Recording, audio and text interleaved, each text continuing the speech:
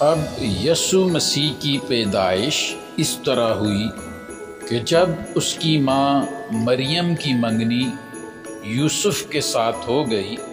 تو ان کے اکٹھے ہونے سے پہلے وہ روح القدس کی قدرت سے حاملہ پائی گئی۔ پس اس کے شوہر یوسف نے جو راست باز تھا اور اسے بدنام کرنا نہیں چاہتا تھا، اسے چپکے سے چھوڑ دینے کا ارادہ کیا۔ وہ ان باتوں کو سوچ ہی رہا تھا کہ خداوند کے فرشتہ نے اسے خواب میں دکھائی دے کر کہا، اے یوسف ابن داؤد،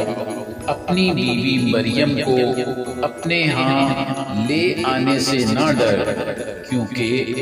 جو اس کے پیٹ میں ہے وہ روح القدس کی قدرت سے ہے۔ اس کے بیٹا ہوگا اور تو اس کا نام یسوع رکھنا، کیونکہ وہی اپنے لوگوں کو ان کے گناہوں سے نجات دے گا۔ یہ سب کچھ اس لیے ہوا کہ جو خداوند نے نبی کی معرفت کہا تھا وہ پورا ہو کہ دیکھو